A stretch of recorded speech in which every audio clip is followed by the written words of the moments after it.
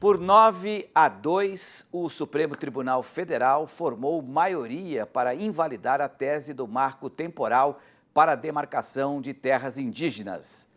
Vamos a Brasília, direto para conversar com o Marcelo Dias, que acompanhou os detalhes e as repercussões desse dia importante. Marcelo, conte para a gente como foi a votação e o que isso significa. Boa noite. É isso mesmo, Petro, boa noite. Boa noite a todos que nos assistem aqui no RN Notícias. Olha, um dia bem esperado aqui, tanto pela bancada ruralista quanto também para os indígenas. A votação terminou agora há pouco no STF. Os ministros, eles ficaram aí debatendo sobre o assunto por mais de 4 horas e muita coisa foi discutida aí durante o julgamento que ocorreu no STF. Do lado de fora, os indígenas acompanharam a votação, também tivemos aí a bancada ruralista que também acompanharam pelo Congresso na expectativa da decisão que saiu agora há pouco. Vamos acompanhar aí nessa arte que nós temos a votação do marco temporal. Nós temos aí os que votaram contra o marco temporal, que foi o relator, o ministro Edson Fachin, Alexandre de Moraes, Cristiano Zanin, Dias Toffoli, Luiz Fux, Carmen Lúcia, Luiz Roberto Barroso, Rosa Weber, Gilmar Mendes e votaram aí a favor André Mendonça e Cássio Nunes Marques.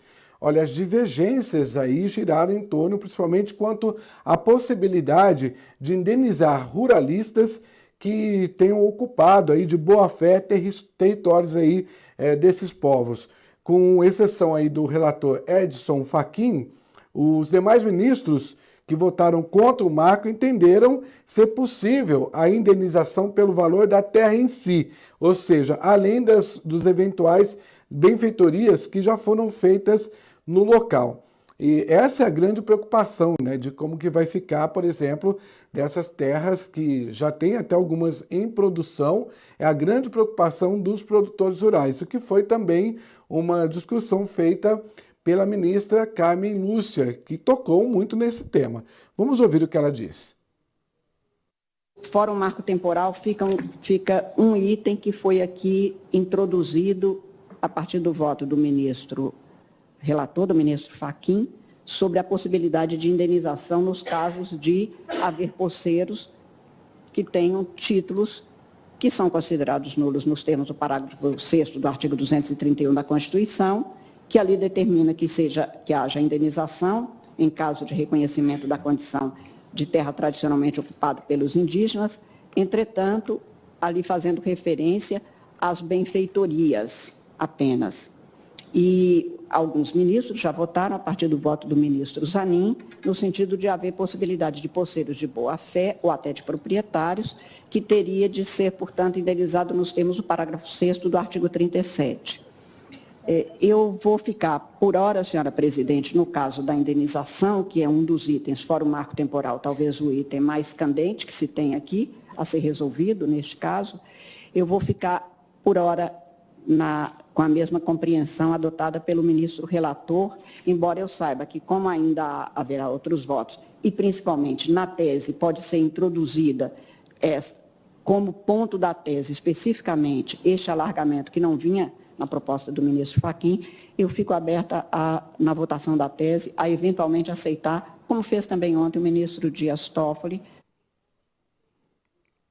Essa é a grande questão, né? A insegurança jurídica que foi causada, porque agora todos vão ter que debater sobre o alcance dessa decisão, ou seja, como é que vai ficar essa questão. Municípios ali, por exemplo, Mato Grosso do Sul, municípios de Dourados, que já tem grande produção ali, pequenos e médios produtores que já trabalham com terras, preocupados de como vão ficar essa questão no debate da análise jurídica. E nós convidamos a fazer parte aqui também desse bate-papo o Frederico Bus, que é advogado aí com atuação especializada em agronegócio, também consultor jurídico da FASU. E aí eu já começo perguntando para você, doutor, para entender esse processo da questão do que foi colocada, dentro do que foi colocado pelos juristas hoje, né? Como que fica essa questão por parte dos ruralistas, de quem já tem essa terra e do que os índios que podem reaver essas terras também, ou seja, que pode até chegar no perímetro urbano também. Essa é uma grande preocupação, né? Há áreas ali que podem chegar até no perímetro urbano. Como é que fica essa questão jurídica após a votação de hoje? Bem, boa noite. Bom, em primeiro lugar, hoje o STF ele deu uma guinada na sua jurisprudência histórica. Tá? Desde sempre, desde 2013, o STF tem súmula no sentido de que aldeamentos extintos não são passíveis de demarcação. Em 2009 isso foi reafirmado e toda a jurisprudência consolidada é nesse sentido. Então hoje houve uma alteração da jurisprudência histórica do STF. Isso nós vemos isso como extremamente grave, uma relativização do direito de propriedade. Produtores que detêm títulos de propriedade de mais de século foram títulos estes outorgados pelo próprio Estado ou pela União, que eram à mercê de serem desapossados mediante meros laudos antropológicos que poderão descaracterizar esses títulos de propriedade. Se falou, né, ainda que essa questão será definida na próxima quarta-feira, foi aventada a questão relativa à indenização. Começou com o voto do ministro Alexandre de Moraes, depois passou pelo voto do ministro Dias Toffoli. Esses dois falaram mais a miúde sobre essas questões e outros demais ministros também tocaram neste ponto. Bem, até então, o que se falou com relação a isso? Indenização pelo valor da terra nua, ou seja, menor valor. O valor da terra nua, aquele valor para fins de terra, onde não se considera nenhum investimento feito no imóvel. Essa indenização, também se falou em indenização em TDA. Então, quer dizer, isso ainda está vago, mas seja qual for a forma de indenização, isto não afasta o grave dano à segurança jurídica, ao direito de propriedade, que significa essa decisão. Porque não existe, não há uma indenização que vá repor prejuízo a um agricultor que tem uma propriedade que venha a ser desalojado por uma demarcação de área indígena. Hipótese alguma, ele vai receber uma indenização com a qual ele irá se recompor, se reinstalar nas mesmas condições que ele estava. E além disso, os produtores eles querem simplesmente que seja observado o direito de propriedade e a titulação que lhes foi outorgada há mais de século, por sucessivas gerações. Ninguém quer ser desalojado, tem que se mudar. O produtor tem uma propriedade em Passo Fundo, vai ser realocado aonde? Ele não vai, em hipótese alguma, essa indenização vai permitir que ele se readeque e vai reparar esta injustiça decorrente desta decisão do STF. Marcelo, está ouvindo ainda ou não? Bom, agora a gente continua, né, para entender essa questão jurídica que foi instaurada, justamente para entender como é que esses produtores rurais devem ficar sobre essa situação.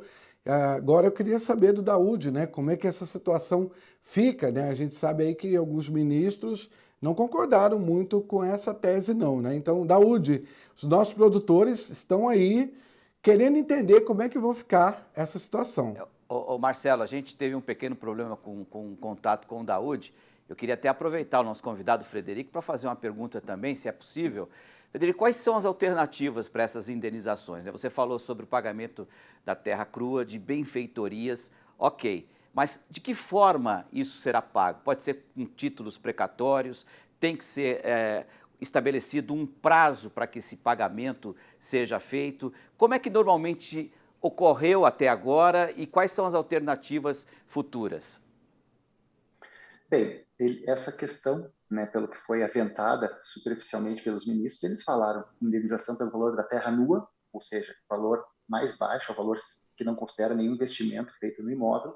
Se falou em títulos da dívida agrária, e que essa indenização seria por parte do Estado ou da União, dependendo daquele que outorgou o título de propriedade. Vamos, por exemplo, o Estado do Rio Grande do Sul, onde as demarcações invariavelmente ocorrem sobre áreas tituladas pelo próprio Estado há mais de século, produtores que têm seus títulos de propriedade adquiridos de forma comprada, mansa, pacífica, sem qualquer contestação até então. Bom, se vier uma demarcação sobre uma área dessas, segundo o aventado pelo STF até então, poderia haver uma indenização por parte do Estado. Bom, mas como será apurado esse valor? Não se falou em indenização prévia, ou seja, os produtores poderão ser desalojados e depois vão ter que ficar cobrando do Estado, vão receber de imprecatória, vão receber quando? Quer dizer, vão receber daqui a 3, 4 gerações essa indenização.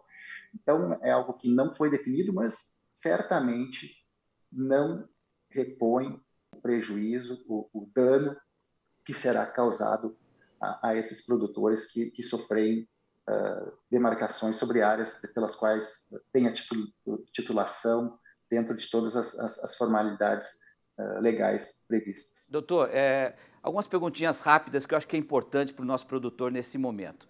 Quem toma a decisão de repente, demarcar uma terra indígena? É o governo? É o IBAMA? É a FUNAI, né, que também tem autonomia sobre isso? Essa é a primeira questão.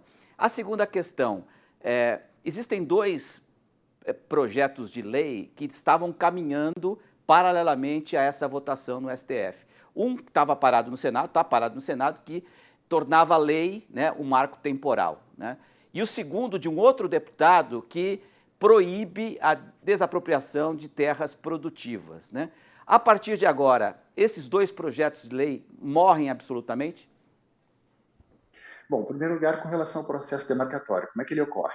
Um determinado grupo indígena postula uma área, a FUNAI constitui um grupo de trabalho, faz um laudo antropológico e define, demarca determinada área.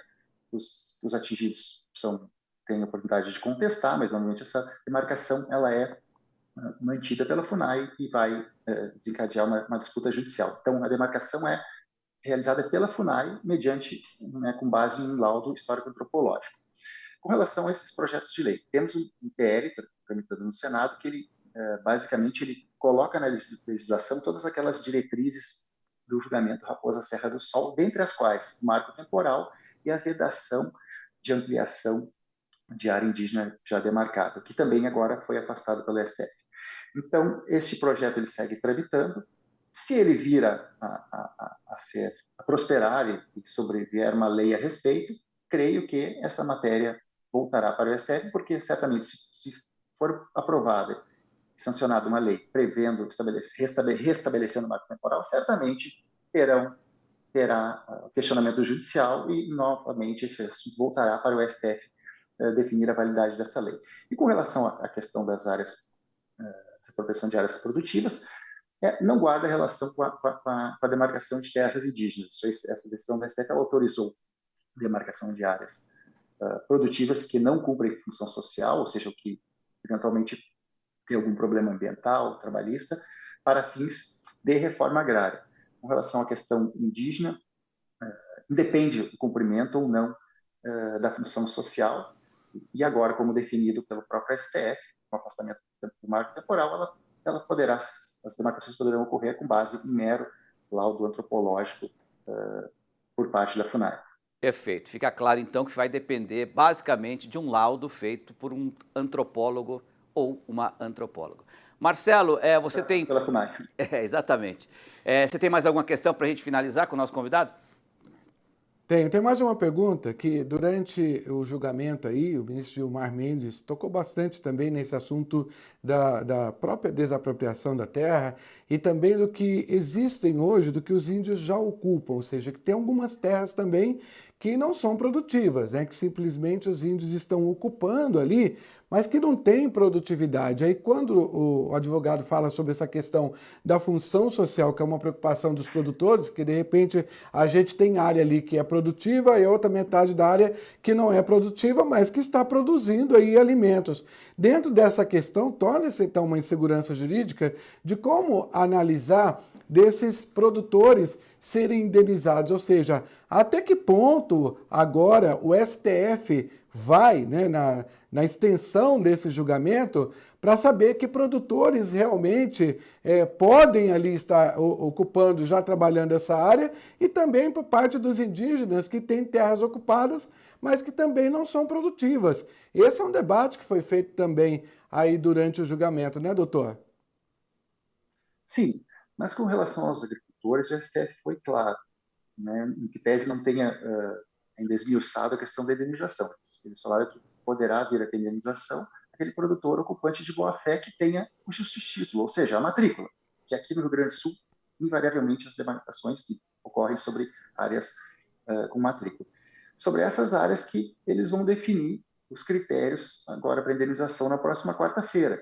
mas os indicativos que temos não é de uma indenização por valor de mercado e nem de uma indenização prévia, ou seja, ao que tudo indica, será pelo valor da terra nua, que eu repito, desconsidera todos os investimentos no imóvel, e o produtor pode correr o risco de ser desapropriado, desapostado no caso, e depois vai seguir buscando a indenização, seja do Estado ou da União, para se receber, sabe-se lá quando. Né? Perfeito, perfeito. Só para não perder a questão da proporcionalidade, né, a gente tem que destacar aqui para o nosso telespectador que hoje a agricultura no Brasil ocupa 7% do território nacional, enquanto reservas indígenas cerca de 14%, né? Só para deixar claro essa questão da proporcionalidade, estamos falando de nem 1 milhão de índios hoje, segundo o IBGE. Frederico Bus, obrigado pela sua participação aqui, uma boa noite e até uma próxima. Eu que agradeço, fico à disposição, boa noite. Marcelo, obrigado pela sua explanação, pela sua análise aqui e até uma próxima. Boa noite, Marcelo. Boa noite a todos. Valeu.